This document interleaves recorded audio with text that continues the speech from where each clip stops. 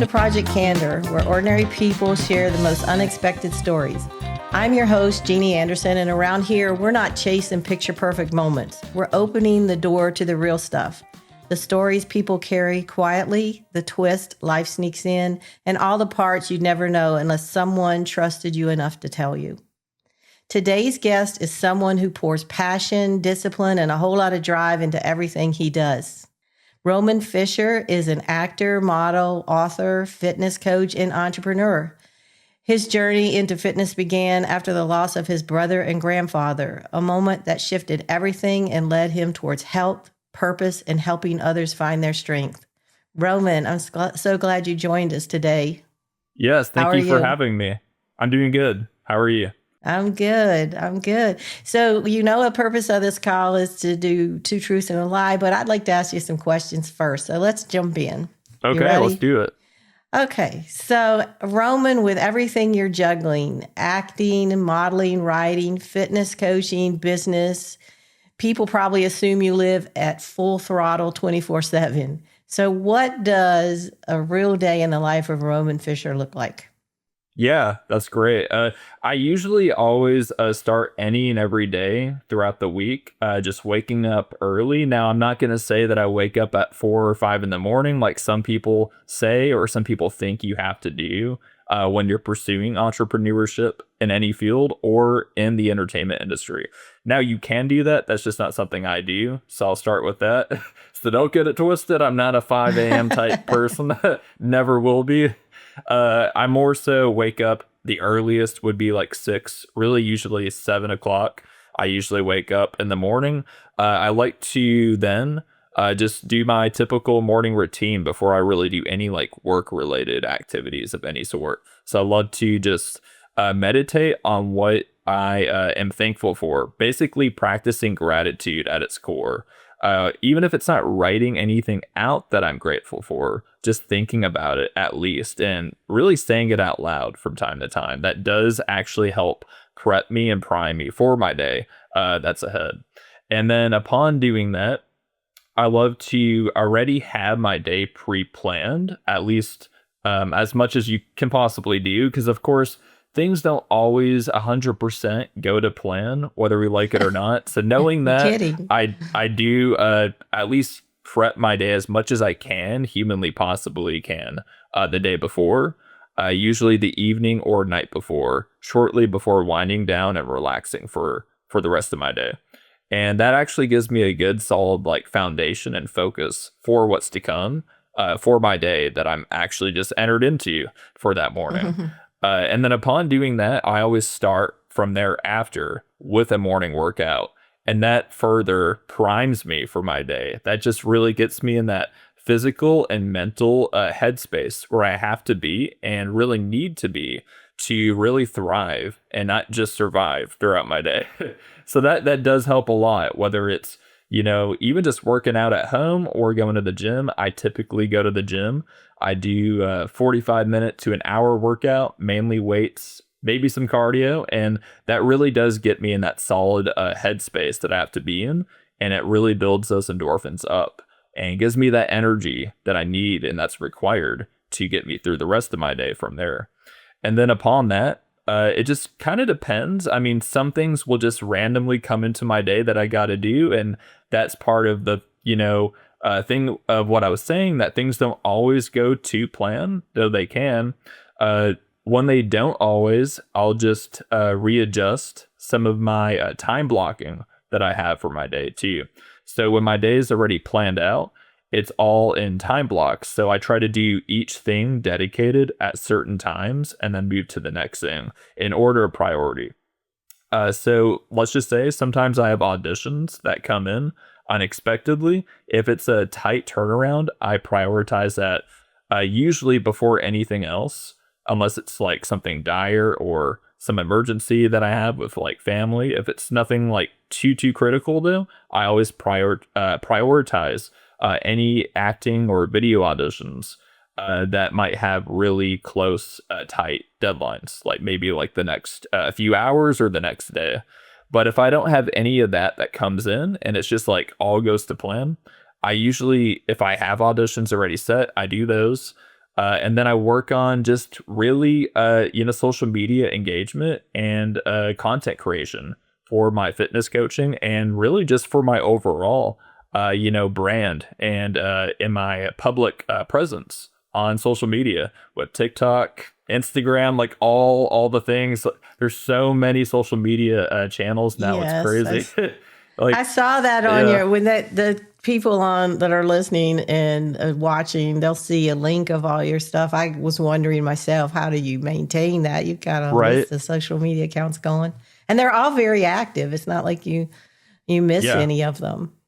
And what one tip on that too, just for anyone listening, that's something that I actually do throughout my day too, to make that actually a lot easier and just overall more manageable for my social media is not just creating the post in advance ideally and sometimes scheduling them to post at certain times, but in addition to that, cross posting. So not just having a post on like Instagram, but Facebook and Instagram at the same time. So you can basically do a 2-in-1 post, for example.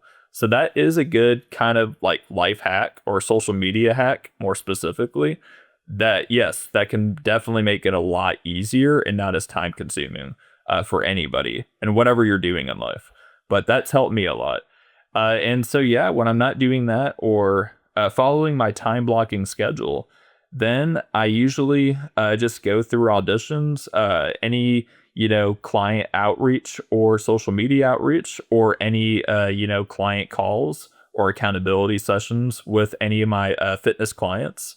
And if I'm not doing any of those things there, then usually I'm just going out for a hike, going out for a walk towards the end of the day, like basically to reset my mind and just like center myself more and just kind of reset my mind and reconnect myself to, not to sound too overly what do you call it, spiritual per se, but like reconnect myself with nature and just really ground myself and not get lost in just the grind all the time, because the grind is good to an extent, but you also do got to like recenter and reset yourself and realign yourself with you and your purpose, but also just with nature at its core, because that's going to help you just stay the course a lot easier for sure. Oh wow! So there's so many questions in that. You do eat, right? Yeah. I didn't hear you say anything about that. About And what specifically? you do eventually in that day have a meal because Oh yeah, yeah, yeah. all of So that needs make no mistake energy. about it. I don't fast all day every day. I'm not superhuman. No, but I do. Also, yeah, with especially in regards to like actually my nutrition, I do meal prep every once in a while. Typically when I've meal prepped throughout my week, I typically just do it on one day and then have it for mainly the rest of the week. So I'll usually meal prep on a Sunday when it's my least active, day. Not much is really going on except for some laundry, maybe see family or go for a, movie or go for a hike. But other than that, Sundays are basically my off day. So that's, if anything, the day that I meal prep. Now, not every week do I meal prep, but if I do decide to, Sunday's a great day for that. That and some laundry, and that's it. Yeah. And I usually prep my week meals on that Sunday for the rest of the week with like breakfast, lunch, and dinner. Snacks, I don't really prep. I just kind of have as part of my macros and overall calories that I need for my goals and fitness. Now, if I'm not meal prepping, I usually do. I don't like, there's different ways you can go about it. You could have 5 meals a day, 5 small meals a day. That's not a bad thing to do. I mean, it's a great way to keep your digestion, at its peak and to really digest each and every thing of food optimally and, efficiently. Now, you can also have 3 meals a day, 3 big meals a day, and really be just as fine and still hit your fitness goals. You just got to make sure you're not having them too close together. And then also have filler snacks in between, especially if you're trying to get more calories to like gain muscle, maybe gain strength, depending on your goals, of course. But what I usually do is I just do the good old 3 meals a day and I just have some snacks in between. especially now with me doing a lean bulk. And I actually Oh, did it. okay. I just got on my bulking phase just in time for Thanksgiving. So, I knew someone one time that was trying to bulk up, and he was pretty skinny, but he was a Swedish guy, and he used to put tuna fish in his protein shake. Have you ever heard of that? I've heard of people having tuna fish, but not in their protein shake though. It stunk. It's so bad. It Yeah, was an that's exchange student that lived with us, dang. and Yeah. that's what he would ask to for me to get him at the grocery store is cans of tuna, and then he would put it in the protein shake. Ooh, Anyway, man. Yeah, just a that's crazy. side note on experience with that. But you do sleep as well. I hope. What time Yes, is your yeah. bedtime? And when I'm not, working and doing all my stuff throughout my daily routine and everything on my to-do list for the day, I usually like to wind down. It varies a little bit, but I, for the most part, like to and prefer to keep a consistent, schedule because that's best for your sleep anyway. Knowing all too well, having been a huge insomniac throughout the years, but one of the best ways I found for helping my sleep, and it's actually helped a lot of people, and studies and research has shown that keeping that consistent schedule's great. It's like the best thing you can do. So what I usually do is I practice that. I usually go to bed or wind down at least around 9 p.m. and I try to fall asleep around 10:30. And then I usually wake up about 7 a.m. 7 a.m. usually. So I try to at Okay. least get 7, if not 8 hours of sleep, even up to 9 Okay. if possible. Okay. Nice. So, next question I have for you. You grew up in Arkansas, and I always think where you come from leaves fingerprints on who we become. So, how Yeah. did Arkansas shape the way you see the world? And does any part of that upbringing still show up in your work today? So it's funny because of course, I was born, of course, obviously like in Ohio, but yeah, I grew up most of my life here in the state of Arkansas. I will say with that, it's funny because like my family is like at its core very Midwestern, despite my immediate family growing up. Well, my sister, me, and my brother grew up here mainly. My parents grew up mainly in Wisconsin. So, and then they kind of just moved all over a lot of the Midwest and whatnot. But for me specifically, it doesn't really today, back then, and even up to now presently, it doesn't really, and it hasn't really left much, of an imprint on what I do. Maybe the only thing that the state of Arkansas has really, done for me as far as like blending into my work or like field of practice, if you will, is the outdoor aspect that Arkansas does very much give is like with the hiking and some sightseeing, but really the hiking aspect with the physical, activity that does bring for people. So I would say, if anything, it would probably just be like the importance of the outdoors and nature in hiking. I would say, yeah, Oh, that's excellent. which is always great. Yeah. Yeah, I think of Arkansas and farms and cows, and you know, that's Yep. about all I know about it, Yeah. except for driving through it when I was going across the country. But yeah, I guess that's great to have the outdoors ground you. I hear a lot about grounding. You mentioned grounding a lot too, Oh so yeah. that's something that I guess people can explore with you when they reach out to you. I Yeah. have another question though. This is on the more personal side. Your brother and your grandfather's passing changed your life in huge ways. So, how did that moment become a spark for your fitness journey instead of a breaking point?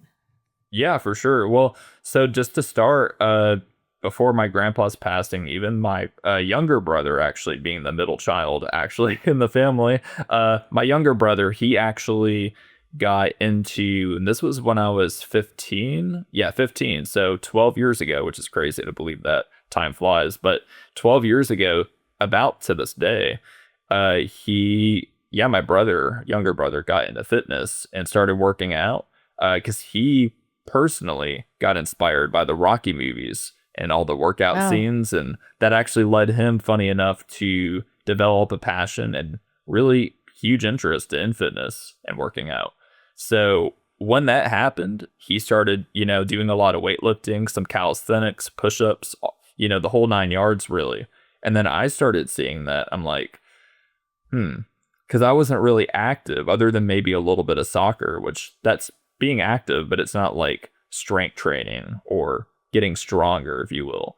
So seeing that really actually inspired me a lot. And I'm like, well, if my younger brother can do it, surely I can too. So that actually pushed me into wanting to not only develop the same interests, but really develop, just a stronger overall physique and really just better myself in that specific way.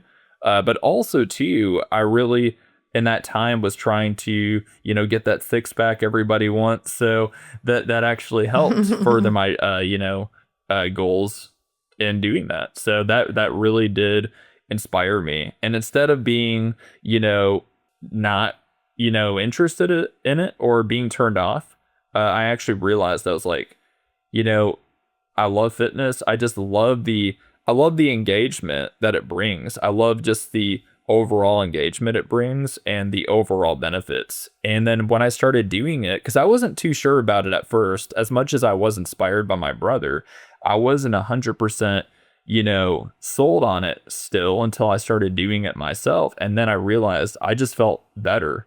Like, yes, I wasn't seeing the results right away, but I started feeling better, not necessarily overnight, but pretty quickly after. I mean, that is the one thing about working out. I've realized that for me and anybody else, that you don't get the physical results right away, but you do get the endorphins and the inner, changes almost right away.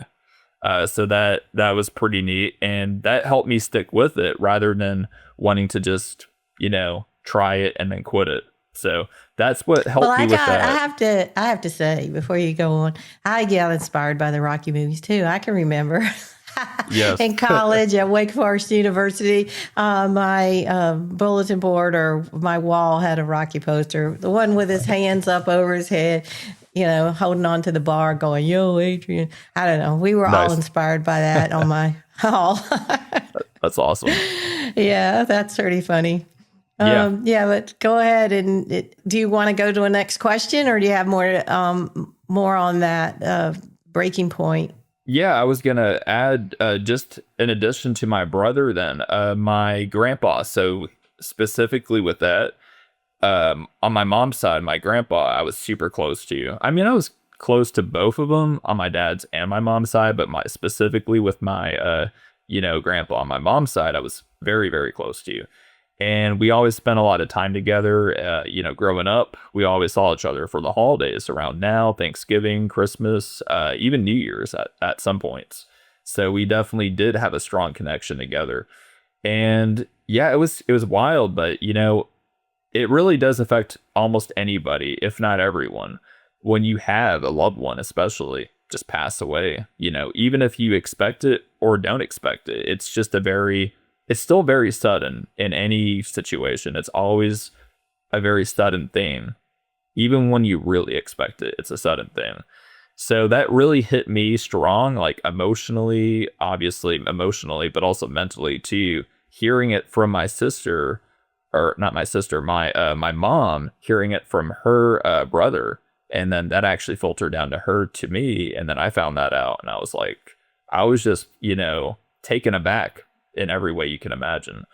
But while that, the news definitely did really, really, hinder my emotional state for probably several weeks, maybe even a month or two, it did actually, it hurt me, but it actually, that pain that I felt, emotional and mental pain, I actually ultimately used that for fuel to fuel just my overall journey in fitness, because at that point I was already working out, though it was harder to work out given all what happened. That pain I was able to use for fuel to continue working out, but also better my healthy eating habits, and actually not really have all the cravings I was having before. That actually helped me just shape myself into just being more healthy in my nutrition alongside my fitness with exercising. It helped my nutrition tenfold, and that it just really gave me that push, because I know my grandpa, he had some moments in his life growing up where he was pretty healthy for the most part. I mean, he was active, he was in the military, all those things were great Oh, to, what branch of the military? he was, I believe it was in the army. Yes. Okay. Yeah. That's wonderful. That's wonderful. I love veterans. I'm a veteran. So. Oh, awesome. That's really cool. But yeah, he actually had that background. He was pretty active and pretty healthy for, I would say, most of his life until later on. And people slow down, things happen, so it can be understandable for sure. But he just got into the, phase of his life where he was just more relaxed. I mean, of course, being retired, that can do that to a lot of people, but he would eat a lot of, sugar, just do a lot of things that weren't the healthiest for him, whether it was lack of physical activity later on, but also consuming just a lot of sweets, a lot of sugars, processed sugars, and that really definitely affected him in a bad way, sadly. And that's actually what led to, or one of the things that led to his cancer, and just being out in the sun a lot too as he got older. So as I realized those specific things, I was like, that's not something I wanted for him, of course, but that's not something I want for myself or other people, whether they're family or not, especially people I know, but really anybody. And so that inspired me to not only be healthier then for myself, but ultimately for other people. And just that, epiphany, if you will, or just that inner awakening that, man, I'm going to use this as bad as as bad as it is. I'm going to use it for my own good and for other people's own good, and really ultimately to make my grandpa proud, just to make my grandpa proud as if he was still here, and just make everything just better and healthier, one body at a time. And that actually helped me cross into that threshold more, being just a healthier person, just overall, and then helping other people ultimately and eventually doing the same thing. Yeah, that's a phenomenal turn on something that's devastating. Yeah. I lost my parents and grandparents and everybody in my family by the time I was 24. So Oh, wow. I lived a lot of years without people, but I have a Christian faith that says I'm going to see them again. So I'm pretty happy about that. So I look forward. But yeah, you have to like persevere after Yes. a big devastation like that. You can't stop your life. And Oh, no. Yeah. so I've kept going, and yeah, I admire you for turning that into something positive in your life and other people's lives. So thank you. That's good. Yes. Oh, another Thank you. question I want to ask you. So from outside, your world just looks pretty glamorous. But behind the scenes, I'm guessing there were some, like, let's call it character building moments outside of what you've already, told us about with your brother and grandfather. Is there a moment in your journey that looked polished on the outside, but behind the scenes was anything but glamorous? Yeah, that's a really great question. So, and it's nothing, super, super, negative or super bad in any way. But I would say that really it's one of those things, and it's for a lot of people too that are in any type of field, especially within the entertainment industry, where, and this is really outside of that, just in anything that does eventually make someone super successful in a field. People see the end result or the finish line of that person, so to speak, but they don't really see all the work and all the running, so to speak, that goes into that process of getting to the finish line. So for me specifically, what really would be probably the best example I can think of right now is really, I don't want to use a bodybuilding show idea as a concept, because everyone knows that usually is a lot of work to do. I would say more so within my acting journey and modeling journey. That's probably the best one to go with.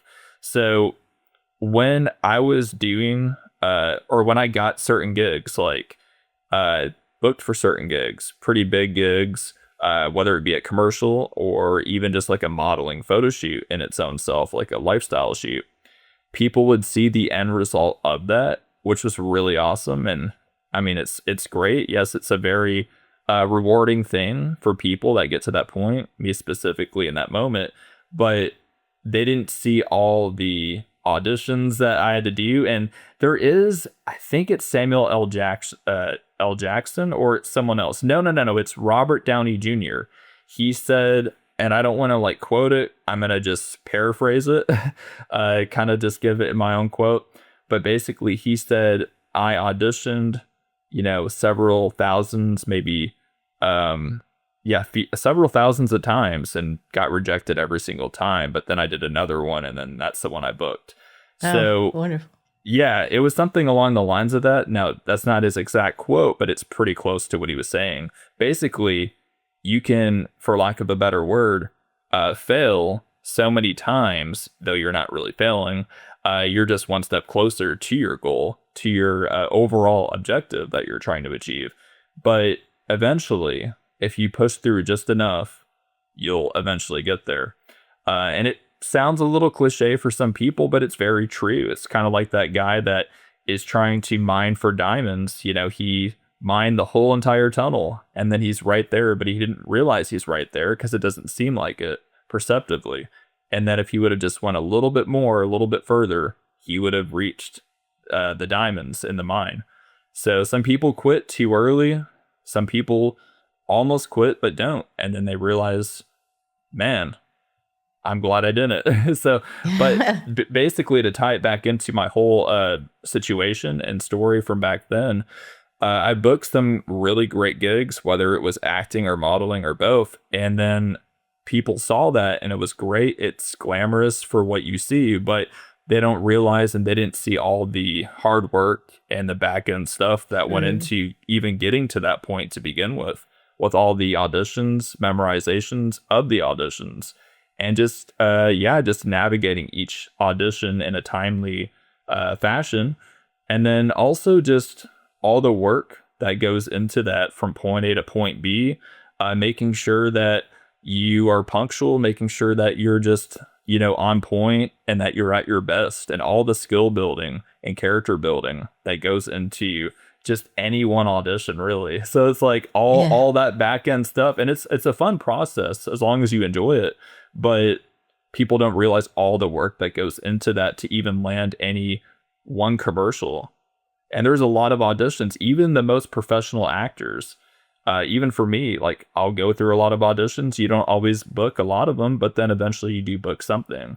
But it's all about being persistent and tenacious by the end of the day. Well, I know I just finished binging on The Last Kingdom, which I think you should have gone out for that one. You look like a perfect Viking slashing his sword, Nice. I'm still missing Uhtred Ragnarsson. But anyway, it's a good show. You should watch it. You would be a great Viking. I should, yeah. I should check it out. You helped a lot of people transform physically, mentally, and emotionally. So what's the most surprising or touching reaction someone has had after working with you? Yeah, for sure.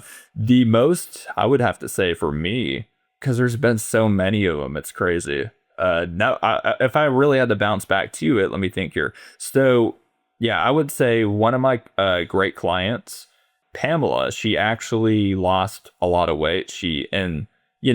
Mainly fat weight too. So that's what was really great. I mean, of course, there's water weight stuff that goes into that, but she lost 20 pounds in literally 20 pounds in 2 months. And yeah, it was pretty wild. Yeah. And about 2 months, she lost 20 pounds. That was crazy. I was like, whoa. But it's not just the scale, because the scale only is so much. Seeing the actual transformation physically, that's everything. Like the before and after that she provided me, that she saw not just for herself, but that I got to see for her. And knowing that she put all that work in, but I was that coach that helped her do that. So knowing I was that mentor and that overall guide for her really inspired me to want to just keep doing better for her and other people along the way, whether I had them as clients or not. And really just it inspired me. It's funny. It actually further inspired me in my fitness journey, just for me, because I was like, man, I'm helping all these people and I can just keep helping myself in the process as I help other people. And it's just really, it's a Yeah, neat thing that's because it great. kind of bounces back. You know, you kind of bounce off each other sometimes too, as the coach, between the coach and the client type relationship. And knowing that, seeing that, and then also even beyond the physical looks, which is very important, especially if you're trying to lose weight, gain muscle. In this case, she was really just trying to tone up, lose weight, but not just the physical appearance and transformation, which was very profound, of course, but hearing her words and just how much more positive she was and felt, and just her overall as a person, overall energy just shifted dramatically in the best way you could probably think of. I mean, she went from being more weighed down, more depressed, and coming from a family that had had a lot of health issues, a lot of health problems, and they struggled with losing weight, keeping it off, even if they did lose it, and just really being healthier and happier as a person. And that background definitely weighed on her and stuck with her for some time. But when she worked with me throughout those, just first few months, like the first 2, 3 months, she was a whole totally different new person. I was like, this is crazy. This is awesome. And just seeing the shift in her emotional state and her overall just aura, energy on her face, like you could just see she was from like being more, weighed down and depressed to literally like glowing with positivity and happiness and literally smiling and just 100%, where she was wanting to be just to begin with. And like seeing that transformation there was almost more propelling than seeing her physical transformation. Like that was almost more, just exciting to see as being Oh, that's her wonderful. mentor. So yeah, it was a life-changing thing for her especially, but even for me as her mentor. Yeah. Made you very proud Oh, that yeah. that all of the work that you're doing is coming together. So let's Definitely. transition a bit.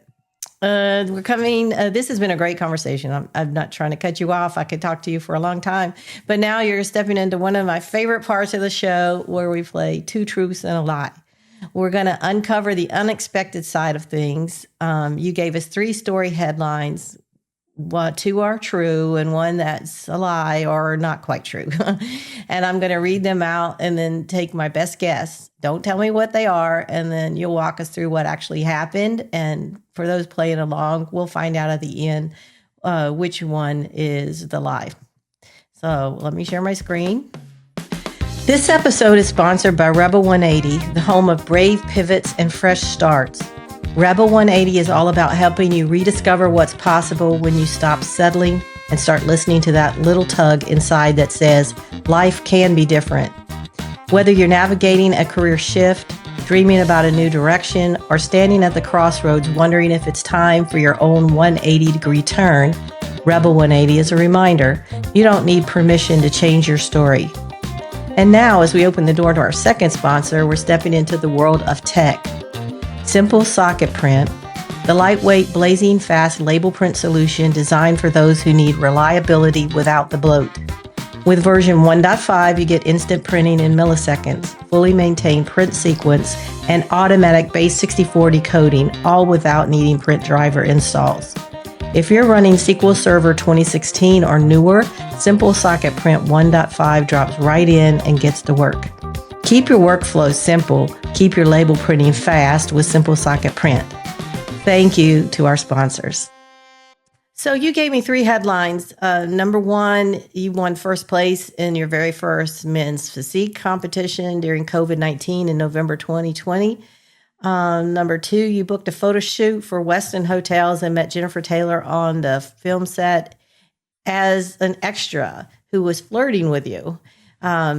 Low key, I never heard that term before. That was interesting. I had to look it up in, what do they call Urban Dictionary. Got mistaken for a supermodel on the streets of Tokyo. So knowing a little bit about Asian modeling from my nieces, I'm thinking that one's true. And number 2, I could see that happening. And I know you do photo shoots a lot and you are an actor. So I think that one's true. So, number one, I would say is false only because it's during COVID. So, I didn't think anybody went out or did anything during COVID. So, I would say maybe that one's a lie. But don't tell me. Just start telling me these stories. What about number one when you won your first competition? Yes. So I actually, back then, I happened to, so I've done two men's physique competitions. Not so it's not exactly bodybuilding in that division, but it's close. It's just in a different set or area in that same kind of general, you know, thing that people compete in. So I did men's physique shows. I've done two.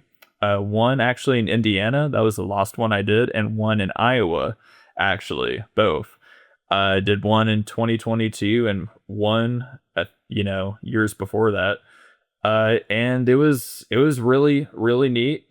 Actually, it was a it was a very much hardcore process. I'll be honest with you. It was very, very intense. I got down to about 5% body fat on both of the shows I did. Yeah, it was insane. it was insane. But a lot of work that goes into it. A lot of people don't realize that whenever you're prepping for a show, there's so many variables and so many factors just for one show, just for one competition. So you got the mental aspect, you got the physical aspect, and then of course you got with working out, and then you got the nutrition that you obviously got to follow, and you got to coordinate that the best way you can and dial that in as calorie specific as you can get. And you got to just make sure you get the macros in you need. Of course, your water intake has to be a certain way, and then you got to lower your water intake right during the show, and then have a lot of salt, a lot of carbs. So it's not, I will say, for general health, the best thing to do for your body, but if you do it once in a blue moon, it's not going to really hurt you. But there's so much work that goes into that. So many, weightlifting sessions, so much cardio, and a lot of sodium and carb manipulation. That's what it's crazy. Well, isn't there also a whole lot of stuff like massage oil you have to rub all over you, Yes, be so glistening and all beautiful?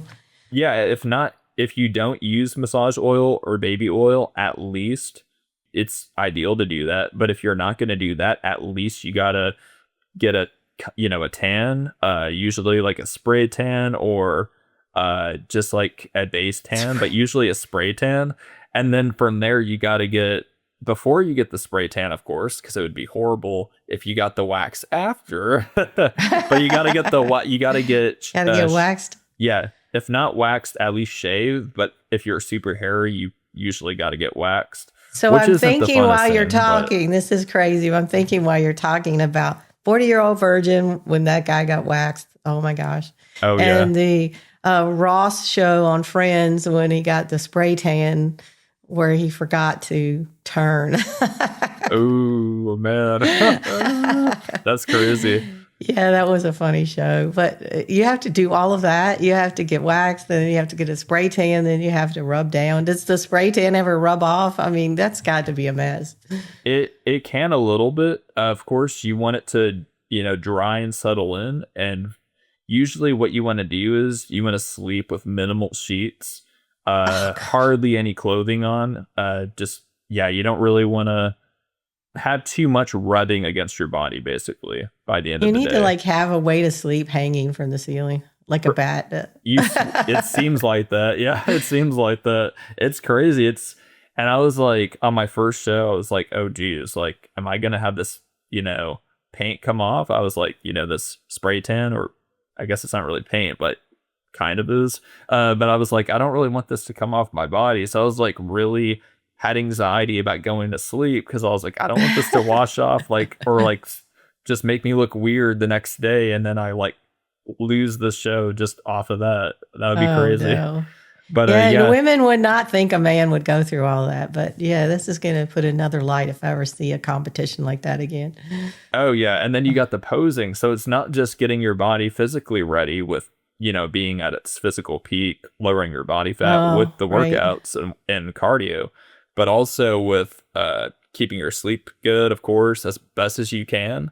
I will say it's harder the more you get into a deficit, because then your body's like, it's not used to being that low in calories, and it really, yeah, it's hard, but it's fun by the end of the day, because you're like, whoa, especially if you win, then you You're get like, I look good. yes, and then also the pictures, they at least do Yeah. something. They do something for you. You're like, okay, I at least worked for Oh, this. that's really cool. Oh, yeah, Yeah. that is very cool. So, how about the photo shoot? Because I'm interested in you going up there and doing a photo shoot for the hotels and meeting Jennifer Taylor. That sounds interesting. What about Yeah, that one? photo shoots are fun. I love any type of photo shoot, especially I love fitness. I've done some underwear, but I love fitness, and lifestyle shoots are fun as well. Jennifer Taylor. So I've met a lot of different celebrities. It's funny. I've met Mahershala Ali. He's like an Oscar-winning actor. He was in that film Mm-hmm. Moonlight, actually. And then Okay. I met a lot of different actors throughout the years. Voice of Mario, Charles Martinet. Let's see, Gianni DeCenzo from Cobra Kai. So that was cool from Oh, Netflix. nice. That was Mhm. so fun. So cool. But yeah, I've seen a lot of different celebrities, and yeah, it's really really neat. I've actually come across as Jennifer Taylor. Oh, I come across Jennifer Taylor before too, uh, Okay. and she's really really fun. Really, definitely a blast to be So with. she had you seen her before this particular shoot? So she kind of like started flirting with you after having seen you before, or She is was that your funny. first time? It was my first time ever seeing her. Yeah, Oh, okay. first time ever seeing her. Oh, It was nice. a fun experience. It was really. So how was her flirting? What was the flirting? What did she say? Should I tell you or not? Or am I not supposed to tell you? You're not supposed to tell me whether it's a lie yet. You're just going along with the story. Okay. So, in your story, true or false, what would she have said? Yeah, in just a general story, I would say that okay, like it's funny. I'll just imitate her reaction a little bit. She was like, "Ooh, hello." It was like, "Whoa." Ooh. It was funny. It was really funny, actually. Yeah, she said it with a smile, not with a frown, right? It No, she wasn't said it with like, a smile for sure. I was like, okay. What "Okay." cologne were you wearing? I was wearing, I think, just basic deodorant, actually. Oh, Basic no. deodorant. Yeah, Okay. like Okay. So, native no hint deodorant. of like, okay. Well, you smell good, but that didn't play a factor. What else did she do?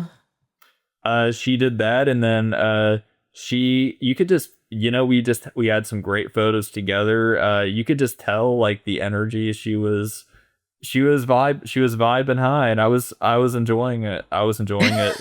So Well, I mean, one of these days, when you get even more into your acting and more parts and things, and then some little actress comes along, just remember this. So, yeah, and oh for be sure, nice to them because definitely. it'll be their favorite unexpected story. Uh, oh yeah, you never know.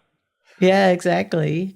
So, okay, let's go to the mistaken for a model on the streets of Tokyo because I believe that one was true. So it might not be, but you're not going to tell me yet. What happened? Yeah, so it's funny. I actually went to Tokyo and really just Japan in general for the very first time last year. Oh, Right okay. around March, yeah, or like early to mid March. So basically, got there with my sister. We went together with her and just like, three of her friends, and it was an experience to say the least. It was very very fun. Definitely my favorite trip I've ever been on so far to date, at least as of yet. And it was nice seeing the cherry blossoms too, just in time for them to start blooming a few days before we left. So that was great. But yeah, we just went. We arrived. It was funny. So before we even got there, we went from Little Rock, connected from here to Houston in Texas. And then we went from Houston, believe it or not, all the way from Houston to Tokyo. How which many was hours? crazy. About 13 hours. So it was Oof. a long In a flight. plane, 13 Yeah. hours? I was like, oh man. I was like, I didn't know they this could is fly hard. that long without a fuel stop. I was wondering, I was like, surely they're gonna at least stop in Were LA you, or Hawaii or yeah. something like midway. I'm like, Were you okay. sleeping when the other jet came up and retanked them in air? No, I don't know. I'm Yeah, kidding. But that just seems like a long time in flight. Oh, it was. And it was more wild going back, actually, because we left at the same time we got back because of the time zone was so different because you're oh literally yeah. going 12 hours back. It's like we're time travelers. So, Uh, who mistook you? I mean, were you just walking down the road and then a bunch of little girls or something came running after you, or what was? How did they think you were a supermodel? Yeah, well, it's funny. So I'm 5'9", about Uh huh. maybe a little bit above that, shoes on. And so, generally speaking, of course, there's tall Asians, tall Japanese guys and girls. But Yes, I have seen generally them. speaking, they're not usually tall. Traditionally, they're usually average to kind of short. But I would say most of them were pretty much average height, and that's shorter to shorter, not too many tall Asian people. So I was definitely me and my travel buddies and my sister. We were all pretty tall compared to the average person there. So I think that really alone can contribute to a lot of the attention that you just automatically get. And then of course being a foreigner, it's like whoa, it's like he's not Asian, but he's white and he's taller. Yeah, and yeah, so that really I think alone And you were this physically fit and you're good looking. So then that all came into factor and all these people were like, that's a model. yeah, a lot of them were saying yeah, just really it was funny. Yeah, it was funny. And I remember being in a restaurant with me and my sister and her friends. I forget the guy's name we were with, but the guy friend of my sister's, he was really, really a great guy. He actually was eating with us at the table, and it was funny. Me and him, we had two Asian girls across from us at a different table in the same restaurant. I think it was like a Mhm. cafe, but they were kind of looking at us and like giggling. I'm like, bro, I think we got some Got some flirting attention going on up in here. here. Yeah, Yeah. we got some flirting and attention going on up here, up in here. Well, you were Yeah. funny when you said Asians are not very tall because this is a personal story. We have a new sushi restaurant down the road, so they keep opening new things because it's pretty much a growing area in Florida, and we haven't had a lot around here. So I was like, oh, I'm going to go in the sushi restaurant and get a menu and see if we ever want to go eat there. So I walked in, and then like 6, 7 Asian guys are walking around, and they're so tall. Oh They're like wow. 6 feet tall. And so Jeez. when Yeah. the first thing I said to my husband when I came home, I was like, oh, this looks good. I mean, it was a nice, great looking place and the menu looks good. But I'm not sure what kind of Asian restaurant it is because these guys are tall. Oh my So gosh. I Yeah. got your point there. That's funny. All right. So now we have to know which one is the lie. Should I tell you? Yeah, we're ready for that. Okay. So, believe it or not, the one that actually here between the three that is a lie, in fact, is the third one, actually. Yeah. Oh, Yeah, I swore at first I was gonna be when I was going there. I was like, surely I'll be mistaken for a supermodel, but because you hear stories about that too. But I was like, yeah. nope. I mean, maybe got some flirting and some of the interest there, but yeah, I never actually got, to my knowledge, mistaken for a supermodel there. Yeah, I was agreeing right along with that because my nieces, my brothers in the foreign service, so they lived in North Korea. What am I saying? South Korea, and in a mall, they were asked to be models while they were living there to because they had catalog. They do a lot of they do a lot of clothing there, and then they have a lot of catalogs. So they, as children, they got to be models for children's clothes No over way. there. So that's the one I thought that's for sure going to be the true one, but Yeah, you I would got it think. wrong. Hey, Roman, this has been fantastic. I mean, you are such a warm person. Your heart comes through in your stories, and you're just a very dynamic person and driven as an entrepreneur. So I really appreciate you coming on. And I also want to tell people that have been listening how to get in touch with you. So I have this sheet here of this ship's log that shows you how to get in touch with Roman. A great quote that you had is stay humble and stay hungry. I like that. Anything you want to say about people getting in touch with you before we wrap it up? Yeah, definitely. So if you're out there, watching this, listening to this, or both, and you just happen to want to take your fitness to the next level, just be sure to head over to my website, fill out that coaching application at romanfisherofficial.com. And perhaps if you want to just dive deeper into my mindset, my overall approach, and just lead a more successful life, you can definitely grab a copy of my book, Rules to Rule Successfully, on Amazon. The link is in the description. Yay. Yeah, and all of these links will be in the transcript too. So if you don't catch them here, you will be able to catch them in the transcript. So, Roman, thank you so much. I hope that you'll honor us again and come back at some point. This has been a wonderful conversation, and I've enjoyed having you on here. So, best of luck for everything. Is there a new part that you're getting ready to audition? Well, maybe you can't tell us that. Are you excited for anything new? There is one thing that should be coming up soon, but I can't say anything, at least not yet. Not yet. I kind of understand people get the gag order on these things because there's a lot of people competing. So, well, best of luck for that. I hope it's good. Maybe it's another Viking movie. Oh, yeah. I'm just awesome. really into those right now. I don't know why, but I love The Last Kingdom, so watch it.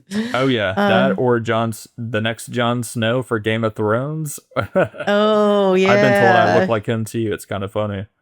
Well, I'm waiting. I'm like into historical, fiction. It could be romance. It doesn't have to be romance. Just historical. So I could see you on the next revival of Poldark even. Oh, so come on. This is anybody watching that's I'll have to check that out. I've never seen that. That's all these shows I've not heard of. That's crazy. They sound pretty cool though. Yeah, that's an old PBS one, but I don't know. I just watch a lot of historical stuff. It might not even, it's not real. It's fiction around it, but there are some factors in these shows that are real because I then go look at history and find out, oh, really? That's so cool. I love history, so if it's anything historical, I'm all about it. Yeah. Yeah, that's great. Well, thank you so much, and you just have a wonderful day. So nice to have you on. Thank you. And for those listening, please tune in next time for another guest with unexpected stories. Thank you so much. Thank you.